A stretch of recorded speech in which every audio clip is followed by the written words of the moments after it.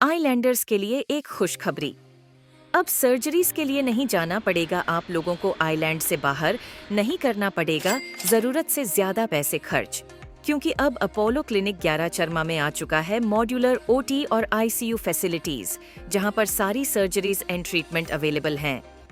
अब सर्जरीज के लिए पोर्ट ब्लेयर और चेन्नई के डॉक्टर्स रहेंगे आपके लिए, तो फिर घर से इतनी दूर क्यों जाए।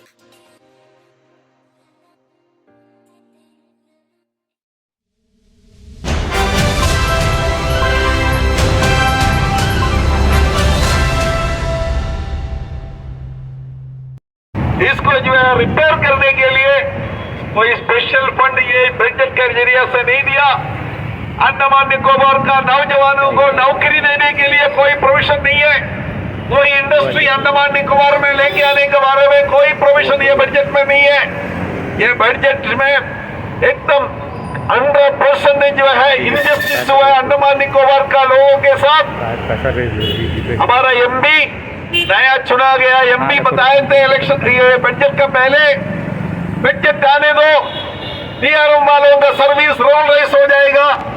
अभी बजट चलेगी, फंड नहीं है, बजट आने दो, फंड आने दो, रोल रेस हो जाएगा सबको। वो इलेक्शन का पहले भी संघ परिवार का लोग डीआरएम मर्केश के सामने जाकर के उनका बीच में जाके यही प्रचार किया, यही झूठा वादा दिया था। अगर विष्णु बाबरो इधर में जीत के आएंगे, यहाँ सारा डील रेटेड मजदूरों को जो है रेगुलराइज किया जाएगा। उन्होंने उसका इलेक्शन जीतने के बाद में भी बोला फंड आने दीजिए, बजट आने, लेकिन बजट आ गया, फंड आ गया। पिछले साल जितना बजट है फंड है उतना ही पैसा अभी भी। वो खुद बोल रहा था कि पिछले साल का जो बजट है पूरा तंगा देने का ही पैसा है, तो उसका मतलब अभी भी जितना पैसा बजट एस्टिमेट में जो रखा है, एनुअल बजट में रखा है, वो तंगा देने का ही पैसा है। यहाँ डेवलपमेंट के लिए, अंडमान निकोबार का डेवलपमेंट के लिए कोई पैसा नहीं रखा। यहाँ के नौजवानों को नौकरी देने के लिए बीजेपी सरकार ने ये बजट में कोई प्रावधान नहीं किया। यहाँ का डीआरएम वर्कर को रेगुलराइज करने के लिए बीजेपी सरकार ये बजट का जरिया से कुछ नहीं किया।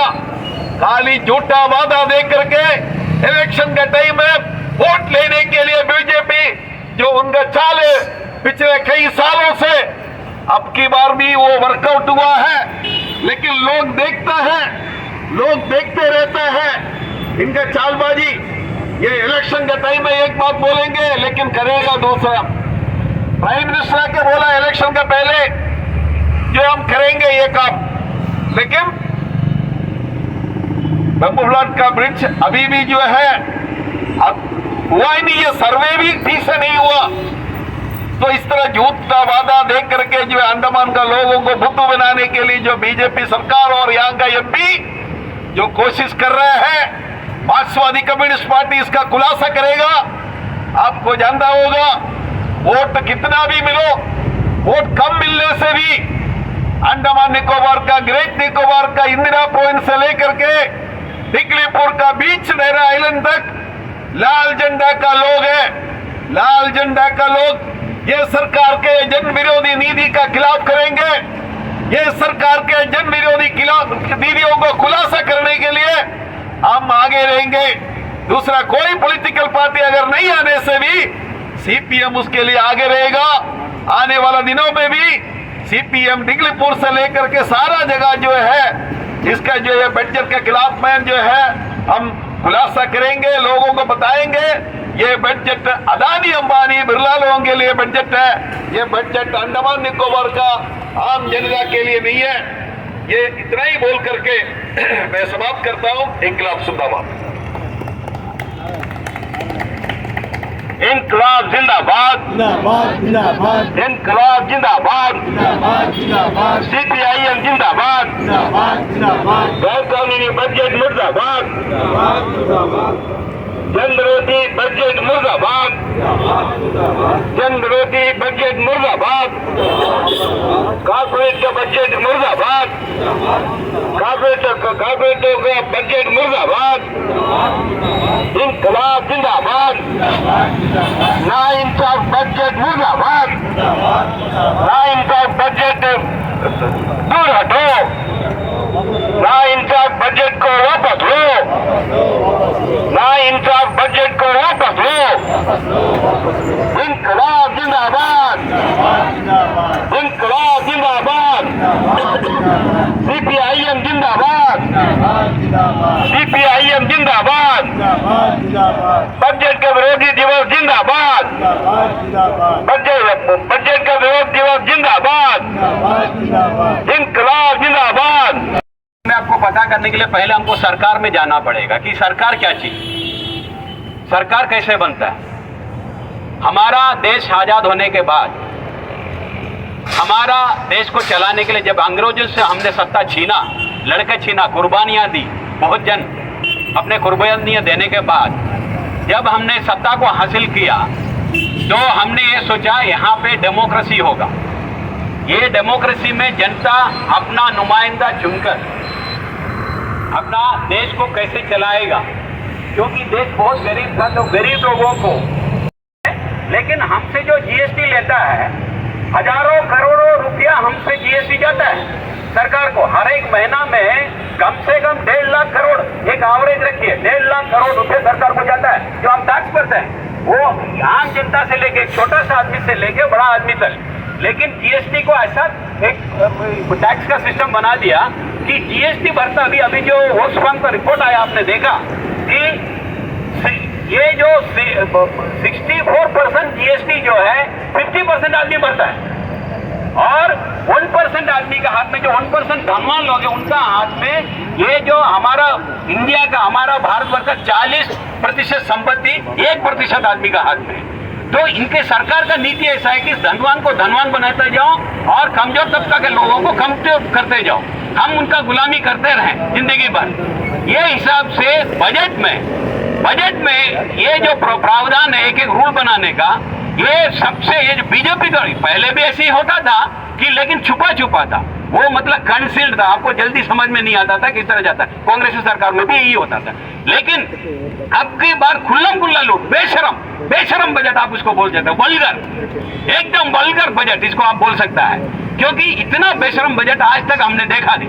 ये जो धनवान लोग हैं अपना कुछ चाल चला के, आप किसान को देखिए, किसान का उपज है, धान है, गेहूं है, ये सब जो है किसान का, ये प्रोडक्ट के ऊपर में आप दाम लगा सकता है? किसान कभी दाम लगाता मेरा चावल का इतना रुपया या मेरा गेहूं का इतना रुपया? लेकिन कोई भी अगर एक गाड़ी लेने जाइए, एक साइकिल लेने जाइए, कोई भी प्रोडक्ट, एक साबुन से लेके सुई से लेके हर चीज में दुकान में फिक्स है रेट, किसान को खाली नहीं है, हर एक चीज का फिक्स रेट है। वो कौन बनाता है? वो फैक्ट्री में बनता है, वो धनवान बनाता है, तो उसमें रेट फिक्स है। लेकिन आपका जो सामान है, जो किसान का है, मजदूर का, उसमें कोई रेट फिक्स नहीं, उसमें कोई ये नहीं। तो ये सरकार क्या करता है, दिनों दिन हर एक सामान के ऊपर में टैक्स बढ़ाता है। आपकी जो बजट है, ये कितना बजट का है? 48 लाख करोड़ का बजट है आपकी, लेकिन 48 लाख करोड़ का बजट में आम जनता को क्या दिया? आप निर्मला सीतारामन जी का बजट भाषण आपने सुना, उसमें क्या मिला आपको? आम जनता को क्या मिला? कोई चीज का ये नहीं है, खाली आपका 2 स्टेट का नाम बताया, उसको इतना हजार, इसको इतना हजार, 15,000, 25,000 जो भी है उनको दे दिए। और क्या दिया है? और सरकार इतना चालाक है, ये इतना बेशरम है कि गरीब जनता के ऊपर में उसको कोई मतलब नहीं है, खाली उसको धर्म का नाम में फुसलाते रहो, मंदिर का नाम में फुसलाते रहो, यही सब काम है उनका। अभी हमने 2000 कब देखा था? 16 में, 2015 में सरकार ने एक प्लान बनाया। क्या प्लान बनाया कि अब आप गोल्ड लेने से, अब सोना लेने से, सोना का दाम जो है बढ़ते जाता है, इसलिए आपको फिर उसमें टैक्स देना पड़ता है, मेकिंग चार्जेस देना पड़ता है। हम एक बॉन्ड निकालता है सोना का बदले में, गोल्ड बॉन्ड। आप गोल्ड बॉन्ड खरीदिए और ये 8 साल के लिए होगा, 8 साल के लिए बॉन्ड खरीदिए। वो बॉन्ड जब 8 साल बाद में मैच्योर होगा, आपको 2.75%, 2.75% आपको ब्याज दिया जाएगा, प्लस उस दिन जो सोना का जो दाम रहेगा वो भी आपको मैच्योर होने के बाद में दे देगा। जनता बहुत खुश हुआ, हाँ भाई ठीक है, तो दाम तो साल साल बढ़ते जाता है, तो हम बॉन्ड क्यों लें, हम सोना क्यों लें, हम जाके ये बॉन्ड खरीदेंगे। 8 साल बाद में हमको 2.75% ब्याज भी मिलेगा, ऊपर से उस दिन जो सोना का दाम है वो भी मिलेगा।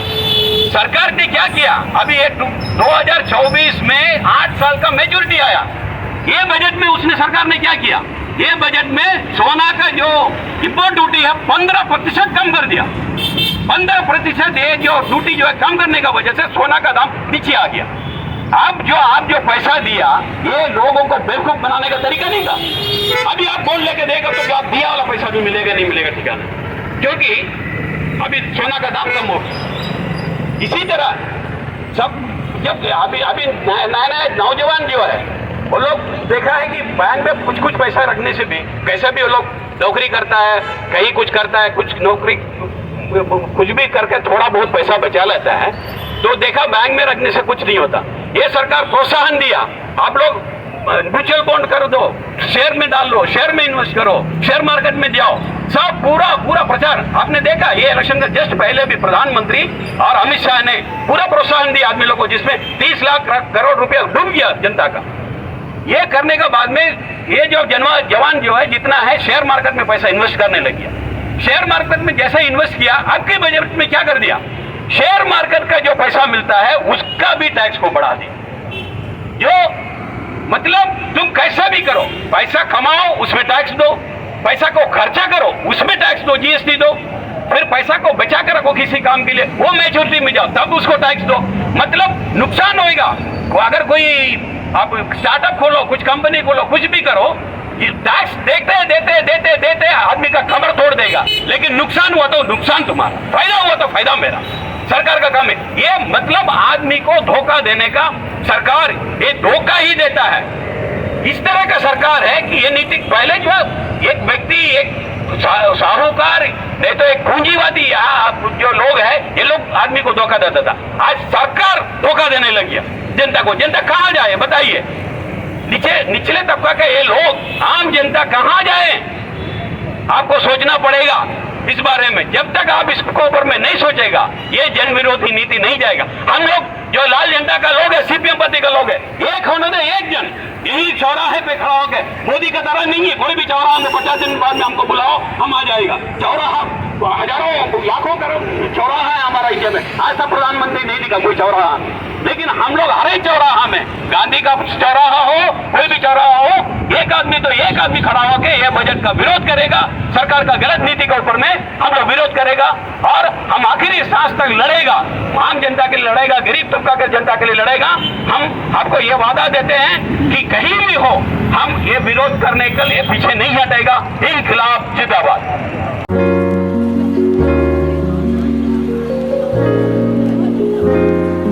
अच्छा है सर, बिल्कुल दर्द नहीं, कुछ नहीं।